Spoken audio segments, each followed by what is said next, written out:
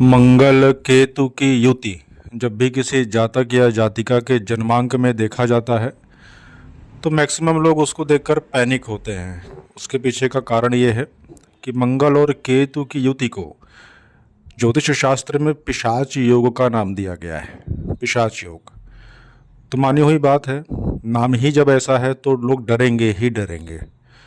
लेकिन एक बात को यहाँ समझने की ज़रूरत है कि क्या मंगल केतु की युति पिशाच योग होने के कारण सकारात्मक है या नकारात्मक है, या हर समय नकारात्मक है या हर समय सकारात्मक है। इसको थोड़ा गहराई से समझने की ज़रूरत है।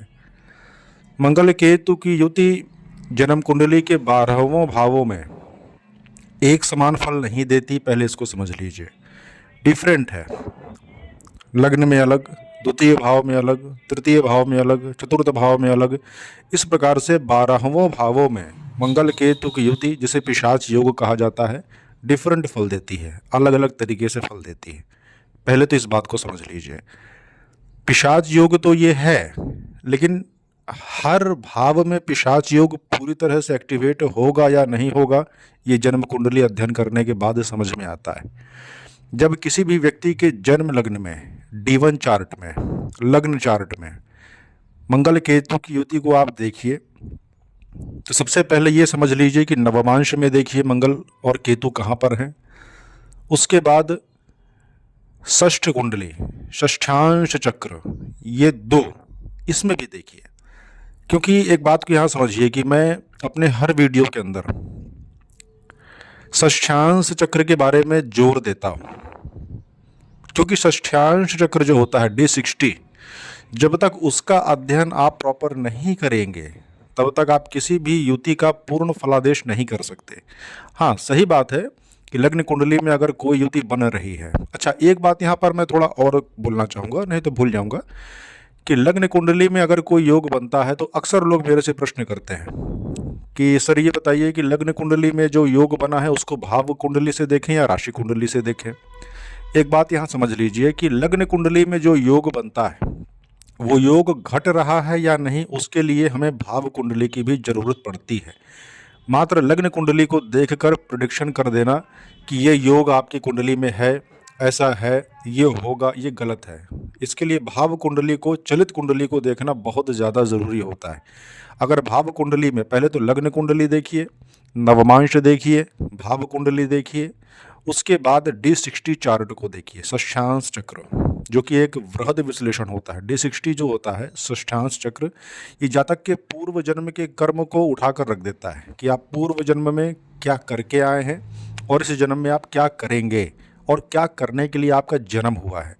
तो D60 चार्ट भी इसमें बहुत महत्वपूर्ण भूमिका निभाता है। एक तरह से ये कह सकते हैं कि किसी भी जन्म कुंडली अध्ययन के लिए जो D60 चार्ट होता है, षष्ठांश चक्र होता है, वो सुप्रीम कोर्ट की भूमिका निभाता है, सर्वोच्च न्यायालय की भूमिका वो निभाता है। जब तक उसका निर्णय नहीं निकलता तब तक किसी भी प्रकार के योग या युति के ऊपर बोलना ठीक नहीं होता। ठीक है ना? तो सबसे पहले देख लीजिए लग्न चार्ट में कि ये पिशाच योग बन रहा है या नहीं बन रहा है। अगर बन रहा है उसको भावचलित में देखिए कि ये योग ठीक से काम कर रहा है, यानी कि वही युति यहाँ पर ठीक से है या नहीं। अगर वहाँ भी आपकी पुष्टि हो जाती है, उसके बाद आप आइए, डायरेक्ट आप आ सकते हैं, फिर D60 के अंदर आ सकते हैं। नहीं तो एक बार नवमांश की जांच भी कर लीजिए। नवमांश में भी अगर पुष्टि हो जाती है तो अंतिम निर्णय आपको D60 चार्ट में मिलेगा, षष्ठांश चक्र जिसको बोलते हैं, वहाँ पर अंतिम निर्णय करिए। अच्छा, एक बात और भी है कि कुछ लोग इतना वृहद विश्लेषण करने में थोड़ा सा बचते हैं क्योंकि टाइम टेकिंग प्रोसेस होता है, और कुछ लोगों को आता नहीं है क्योंकि D60 चार्ट का अध्ययन और नवमांश चार्ट का अध्ययन बहुत डीप में होता है, बहुत गहराई से देखना पड़ता है, क्योंकि ये लग्न चार्ट की भांति नहीं देखा जाता। तो कुछ लोग बचते हैं, कुछ लोगों को आता नहीं है, कुछ लोग इतनी मेहनत नहीं करना चाहते और इसीलिए सटीक फलादेश नहीं निकल पाता। तो पहले थोड़ा सा चर्चा हम लोग कर लेते हैं कि देखिए मंगल क्या है। मंगल है फिजिकल बॉडी, मंगल है जीवन, मंगल है जीवन की शुरुआत, मंगल है अंतिम समय तक युद्ध करते रहना, और केतु है मोक्ष, केतु है छुटाव, छोड़ता है, भगाता है, दूर करता है, बाहर करता है। तो मंगल है फिजिकल बॉडी, जीवन, जीवन से दूर करने का काम केतु करता है यहाँ पर बैठकर। तो मंगल केतु इसलिए भी दिक्कत पैदा करते हैं जन्म कुंडली में, चूँकि आदमी को अपने आप से दूर करते हैं ये, इसीलिए इसको पिशाच योग का नाम दिया गया है। लेकिन एक बात को यहाँ समझ लीजिए कि जैसे कि गजकेसरी योग हो गया जन्म कुंडली में, जिसको बहुत लोग बोलते हैं चंद्रमा गुरु के साथ बैठ जाए तो गजकेसरी योग बन जाता है, चंद्रमा गुरु से केंद्र में हो या एक दूसरे से केंद्र में हो तो गजकेसरी योग बन जाता है। लेकिन ऐसा नहीं होता। 90% कुंडली में गजकेसरी योग होने के बावजूद भी वो काम नहीं करता है, बुधादित्य योग होने के बावजूद भी वो काम नहीं करता है, क्योंकि किसी एक योग को कंप्लीटली पूरा होने में, उसका फल मिलने में, सकारात्मक फल मिलने में बहुत से क्राइटेरियाज को चेक करना पड़ता है कि ये योग कुंडली में है या नहीं है, ये अप्लाई हो रहा है या नहीं अप्लाई हो रहा। अब जैसे बुधादित्य योग की बात थोड़ा यहाँ कर लें कि बुध और सूर्य हमेशा ही आसपास रहते हैं, तो आपको लगभग 70% चार्ट में ये बुध सूर्य साथ में मिलेंगे और लोग बोल देते हैं कि बुधादित्य योग आपकी कुंडली में है। लेकिन ना तो उनके पास सूर्य के समान प्रकाश होता है, तेज होता है, ना सूर्य के समान यहाँ विजडम होता है और ना ही बुध के समान ज्ञान होता है। तो बुधादित्य योग उनकी कुंडली में अप्लाई हो नहीं रहा। बहुत कुंडली में मैंने देखा गजकेसरी योग है लेकिन जीवन खराब है। गजकेसरी योग का मतलब आप समझ रहे हैं, लेकिन गजकेसरी योग का लाभ ही नहीं मिल रहा। तो जब नवमांश में, भावचलित में और D60 में चेक किया जाता तो पता चलता है कि कुंडली में ये योग फल ही नहीं दे रहे हैं, बस बने बैठे हैं। ठीक है ना। तो सबसे पहले समझिए कि केतु जो होता है ना, वो डिटैचमेंट का कारक ग्रह है, वो आपको दूर करता है चीज़ों से। तो किससे दूर करेगा? तो मंगल से दूर करेगा। मंगल आपकी फिजिकल बॉडी है, मंगल आपके पूर्वज हैं, आपके पुरखे हैं, जहाँ से आप चले आ रहे हैं वो मंगल है। आपको आपसे दूर करने का काम ये मंगल करता है। अगर यही युति जन्म कुंडली के तीसरे भाव में बन जाती है, तीसरे भाव में बनने के लिए क्या मतलब है? लेकिन मैं अगर भाव बोल रहा हूं तो इसके लिए आपको पहले पुष्टि करनी पड़ेगी कि लग्न कुंडली के अगर तीसरे भाव में मंगल केतु है तो नवमांश में भी देख लीजिए उनको, और उसके बाद भावचलित में भी पुष्टि कीजिए, और फिर अंत में षष्ठ्यांश कुंडली में भी पुष्टि कीजिए। तब जाकर ये कन्फर्म करिए कि हाँ, तीसरे भाव में ये योग बना है और ये प्रभावी है। तो अगर तीसरे भाव में आपने पूरी जांच कर ली और ये प्रभावी है तो इसका मतलब क्या होता है कि ऐसा जातक, ऐसा व्यक्ति को जबरदस्ती इस जन्म में भेजा गया है। ऐसा व्यक्ति ने पूर्व जन्म में प्रकृति के साथ छेड़छाड़ किया है, प्रकृति को डिसबैलेंस किया है। ऐसे व्यक्ति ने संतान होने की दवाइयाँ लोगों को पिछले जन्म में प्रोवाइड की हैं। जैसे कि संतान नहीं होती किसी को तो कुछ वैद्य, कुछ सिद्ध लोग अपने तपोबल से या कोई वैद्य अपनी दवाइयों के माध्यम से संतान उत्पन्न करा देते हैं, और ये प्रकृति में हस्तक्षेप होता है। तो जब तीसरे भाव में ये कुंडली बनती है तो आपने कोई ना कोई ऐसा काम किया होता है जिससे कि आपको इस जन्म में संतान से रिलेटेड और प्रकृति से रिलेटेड और बॉडी से रिलेटेड बहुत इशू आपको आएंगे। और आपका जन्म ही होता है बहुत मान मन्नतों के बाद। आपके जन्म बहुत इजी नहीं होता, आपको खींच के भेजा जाता है इस संसार के अंदर कि जाओ कर्म भोगो। क्योंकि देखिए, अगर तीसरे भाव में मंगल केतु बैठा है तो नवम भाव में राहु बैठा है, और अगर नवम भाव में राहु बैठा है तो ये क्या इंडिकेट कर रहा है? फिर से उसी बात को इंडिकेट कर रहा है कि आपने पूर्व जन्म में पुत्र होने के लिए, संतान होने के लिए लोगों को दवाइयाँ दी हैं, दुआएं दी हैं, जादू किया है और लोगों को हुआ है। बल्कि उनके प्रारब्ध में नहीं था, पर आपके प्रयासों से ये हुआ है, जबरदस्ती हुआ है। तो ये यहाँ पर दिक्कत पैदा करेगा और आपका कर्म बना, और इस जन्म में आपको ये चीज़ें झेलनी पड़ेंगी। भटकाव कराता है, पिशाच की भांति भटकाव होता है ऐसे आदमी का। तीसरे भाव में अगर मंगल केतु प्रोमिनेंट हो गया, मजबूत होकर बैठा है तो। छठवें भाव के अंदर अगर यही मंगल केतु बन जाता है तो अब इसके लिए आपको बहुत ज़्यादा गहराई से समझना पड़ेगा कि मंगल केतु छठवें भाव में पिशाच युगों का निर्माण बहुत कम हद तक करता है, लगभग 20-30% ही करता है। अब अगर नवमांश में, भावचलित में और षष्ठांश में इसकी पुष्टि हो जाती है तब हम बोलेंगे कि 100% काम कर रहा है। लेकिन प्रथम दृष्टया छठवें भाव के अंदर बहुत कम काम करता है, क्योंकि मंगल और केतु छठवें में बहुत कारक होते हैं, मजबूत स्थिति में होते हैं। तो पिशाच योग तो है पर पूरी तरह से नहीं, पूरे परसेंटेज भी नहीं है। अब इसकी पुष्टि करनी पड़ेगी अन्य वर्गों को देखकर, अन्य चार्टों को देखकर। अष्टम भाव में अगर ये बन गया, मैं उन भावों की चर्चा कर रहा हूँ जहाँ बहुत पीड़ित करता है। अष्टम भाव में बन गया मंगल केतु, नवमांश, भावचलित और षष्ठ्यांश चक्र, इनकी अध्ययन के बाद ये बात कन्फर्म हो गई कि हाँ, ये चार्ट में प्रोमिनेंट होकर काम कर रहा है। तो क्या मतलब है इसका? तो अष्टम भाव में जब भी मंगल केतु का पिशाच योग बनता है तो ऐसे व्यक्ति का पूर्व जन्म में इजी मौत नहीं होती, आसान मौत नहीं होती, अकाल मृत्यु के कारण वो मरता है। इसको ज़बरदस्ती मारा जाता है, या तो जहर दे के मारा गया हो, या पानी में डूब के मरा हो, या दुर्घटना से मरा हो। कर्मा बचे हैं पिछले जन्म के अभी और मृत्यु आ गई। मृत्यु के समय में मृत्यु नहीं आती है ऐसे आदमी को पिछले जन्म में, इसलिए इस जन्म में उसको मंगल केतु अष्टम में मिलता है। रिबॉर्न, आपका पुनर्जन्म होता है उसी क्षेत्र के अंतर्गत। मैं आगे रेमेडीज की बात करूंगा, उपाय की बात करूंगा, इसका उपाय क्या हो सकता है। तो आपकी मृत्यु इजी नहीं हुई है, आपकी मृत्यु को जबरदस्ती लाया गया है पिछले जन्म में, जो कि आपके बहुत कर्म बचे थे। तो आपको इस जन्म में अष्टम में मंगल केतु बनता है और ऐसा आदमी पूर्व जन्म में अकस्मात मृत्यु के कारण इस जन्म में पिशाच की भांति भटकता रहता है। स्थिरता जीवन के अंदर नहीं रहती, उथल पुथल मची रहती।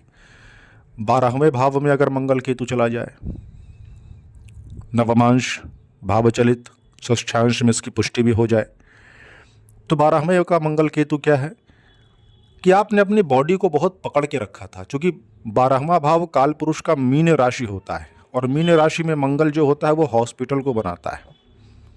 12वें भाव का मंगल या मीन राशि का मंगल वो अस्पताल को बनाता है।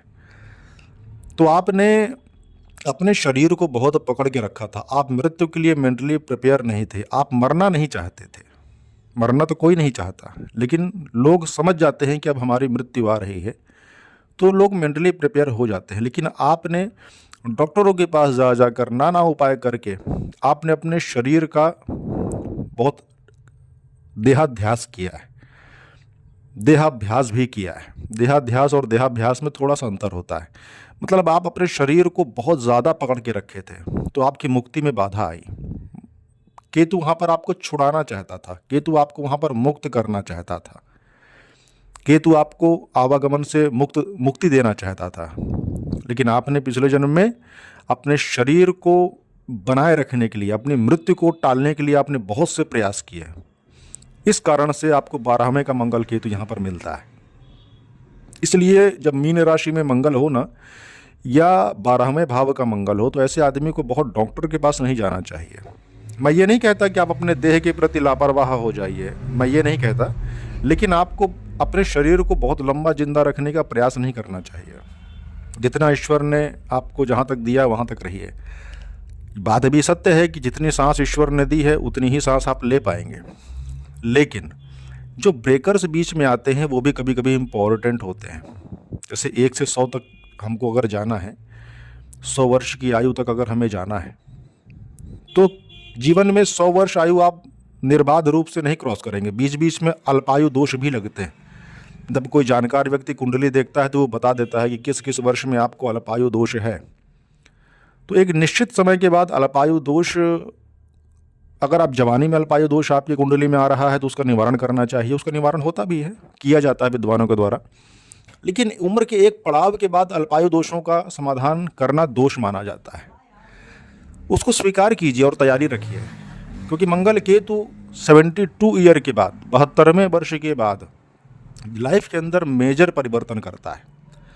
लाइफ के अंदर बहुत बड़ा चेंजिंग करता है जीवन के 72वें वर्ष के बाद। अगर आपने जबरदस्ती किया प्रकृति के साथ, तो पहले तो ये पिशाच योग है। इस तरह 12वें भावों में इसका डिफरेंट फल है, लेकिन लग्न कुंडली देख मात्र से आप इसको जस्टिफाई न करें कि पिशाच योग है कि नहीं है। इसके लिए विभिन्न वर्गों का अध्ययन पहले करिए, तब आप निश्चय करिए कि हाँ ये पिशाच योग है। तो इस तरह 12वें भावों में अलग कहानियां हैं इन सब की। तो अगर पिशाच योग कुंडली में मिला है तो जातक करे क्या, जाए कहाँ पर? तो देखिए, एक बात को यहाँ पर समझिए कि अगर तीसरे भाव में पिशाच योग मिला है आपको, तो प्रकृति से रिलेटेड वर्क को करिए, प्रकृति के लिए कुछ ना कुछ करिए। अष्टम भाव में मिला है यही पिशाच योग अगर आपको प्रोमिनेंट होकर, तो जो मृत लोग हैं, मरे हुए लोग हैं, भटकती हुई आत्माएं हैं, उनके लिए पिंड दान करिए, उनके लिए तर्पण करिए, तर्पण क्रियाएं करिए, ताकि आपको इस जन्म में फिर से अकाल मृत्यु का सामना न करना पड़े। जो डेड बॉडीज होती हैं, उनका लावारिस डेड बॉडी होती है, उनका अग्नि संस्कार करिए। जो लोग देह छोड़ देते हैं, भटक रहे हैं, उनके लिए, उनको तारने के लिए प्रक्रियाएं करिए और आप उन्नत होते चले जाएंगे और इस जन्म में आपकी अकाल मृत्यु नहीं होगी। 12वें भाव में है तो अपने देह को बहुत ज़्यादा मोह मत करिए, ठीक है, स्वस्थ रखने के लिए प्रयास करिए, अभ्यास करिए, बाकी ज़्यादा लगाव मत रखिए अपने शरीर से। जो परमात्मा जितनी सांस दिया है उतनी लीजिए, बहुत ज़्यादा इसको वेल मेंटेन करें कि अब हम 100 साल तक जिएं। जैसे माइकल जैक्सन था, माइकल जैक्सन के पास डॉक्टर्स की टीम चलती थी, रोज़ का उसके ऊपर कहते हैं, जो हमने सुना है कि रोज़ का उसके ऊपर 1 करोड़ रुपए खर्च होता था डेली का, डॉक्टर्स की टीम के द्वारा, कि ये पानी पीना है, ये करना है, ये नहीं करना है, जिससे वो 100 साल से ज़्यादा जीना चाहता था। लेकिन मरा, मृत्यु तो आई, समय से पहले आ गई, 100 वर्ष छोड़ो, बीच में ही मर गया। बहुत अभ्यास मत करिए अगर 12वें में मंगल केतु है। ईश्वर के भरोसे रहिए और जो नियमित आसन, व्यायाम, प्राणायाम आदि है, नॉर्मल सी चीज़ें हैं, उनको आप करते रहिए। बीमारी आई है, औषधि लीजिए, ठीक है, लेकिन बहुत ज़्यादा अभ्यास नहीं। देह से मुक्त होने के लिए, देह से परे होने के लिए अभ्यास करिए। जैसे गीता में भगवान ने बोला है, देह से ज़्यादा मोह मत रखिए, 12वें का मंगल केतु है तो, ठीक है ना। इस तरीके से विभिन्न वर्गों का अध्ययन करके इस बात की पहले पुष्टि करिए कि लग्न में, चार्ट में अगर मंगल केतु बना है तो जातक को इसका प्रभाव क्या मिलेगा। क्या जातक जीवन भर पिशाच की भांति भटकता ही रहेगा? क्या जातक इससे कभी निकल भी पाएगा कि नहीं निकल पाएगा? क्योंकि 2 तरह की ये योग होते हैं, एक साध्य होते हैं, एक असाध्य होते हैं। जो साध्य होता है उसका उपाय कर दिया जाता है, जो असाध्य होता है उसका उपाय नहीं हो पाता। ये भी मैं बता दूं यहाँ पर। तो 2 तरह के पिशाच जो कुंडली में बनते हैं मंगल केतु के द्वारा। अब इसको आप जस्टिफाई करिए कि नहीं नहीं ये बहुत सकारात्मक है। हाँ, सकारात्मक कहीं कहीं पर होता है, लेकिन सदैव सकारात्मक नहीं होता, और ये जीवन के अंदर एक भटकाव, एक प्यास लेके आदमी घूमता रहता है। इसलिए इस मंगल केतु का उपाय बहुत ज़्यादा ज़रूरी होता है। लेकिन मैं यहाँ पर आपको कुछ चीज़ों को सावधान कर देना चाहता हूँ कि इसमें शांति प्रक्रियाओं के चक्कर में मत पड़िएगा कि जाए मंगल की शांति करा लें, केतु की शांति करा लें, क्योंकि मंगल केतु की कराएंगे तो राहु की दृष्टि भी इसी में पड़ी हुई है, तो राहु केतु की भी शांति कराइए। और शांति प्रक्रियाओं को करने के बाद बहुत लंबे समय तक आराम मिला है, मैंने ऐसा अपने अनुभव में नहीं पाया, बहुत लोगों को मैंने देखा है। तो शांति प्रक्रिया इसका कोई सटीक समाधान नहीं होता, सटीक समाधान इसका सटीक विश्लेषण ही होता है। जन्म कुंडली का जो विधिवत अध्ययन करे विद्वान, उसके माध्यम से पहले इसका विधिवत अध्ययन करवाइए और उसके बाद इसका समाधान करिए। क्योंकि जब तक हम ये नहीं समझेंगे कि किस भाव में क्या लिंक बन रहा है, जब तक हम आपके पूर्व जन्म के कर्मों को नहीं समझेंगे, D60 चार्ट को देखकर, षष्ठांश चक्र को देखकर हम आपके पूर्व जन्म के कर्म को नहीं समझेंगे कि आखिर क्यों मिला है आपको ये पिशाच योग, तब तक समाधान नहीं कर सकते इसका। और आप शांति करवाते रहेंगे, परेशान रहेंगे, पैसा खर्च करते रहेंगे। पैसा खर्च करना शांति प्रक्रियाओं के मैं विरोध में नहीं रहता कभी भी। शांति प्रक्रियाएं हमारे शास्त्रों में है, कि शास्त्र में है कि शांति प्रक्रियाएं करिए, लेकिन पहले सही डायग्नोज तो हो जाए कि आखिरकार क्या है, क्या विधान है, किस विधि से ये होगा, शांति से शांति मिलेगी भी या कुछ और चीज़ें हैं। कभी कभी असाध्य और साध्य दोनों होता है, मैंने पहले ही बताया। इन सब चक्करों में ज़्यादा न पड़े।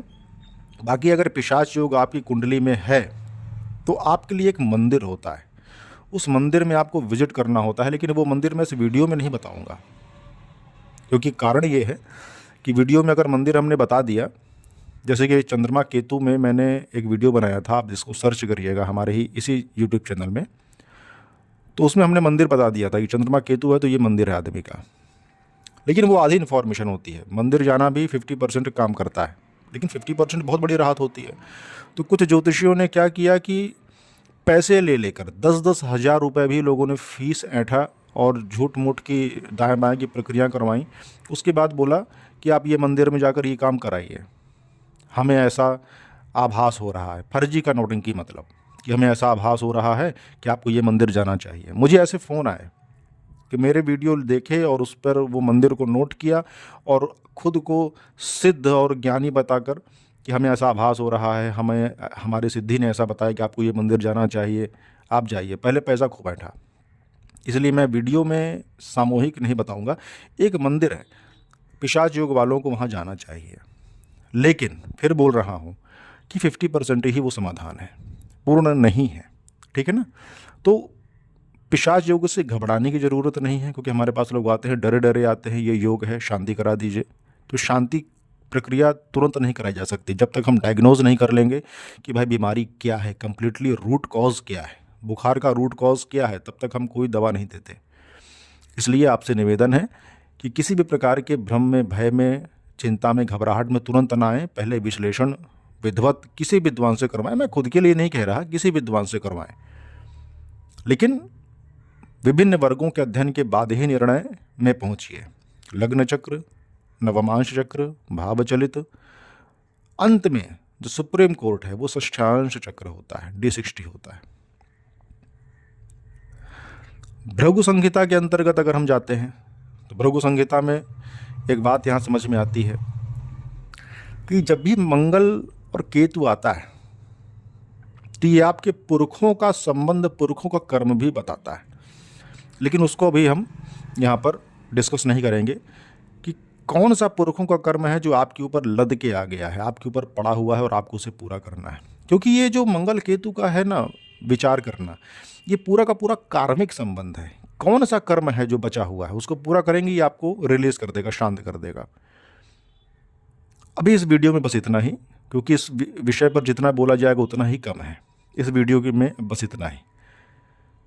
अगर हमारे द्वारा आप जन्म कुंडली का विश्लेषण करवाना चाहते हैं तो स्क्रीन में आपको व्हाट्सएप नंबर दिख रहा है, उस व्हाट्सएप नंबर पे आप व्हाट्सएप करेंगे, फ़ोन नहीं करेंगे, कॉल डायरेक्ट नहीं करेंगे, व्हाट्सएप करेंगे।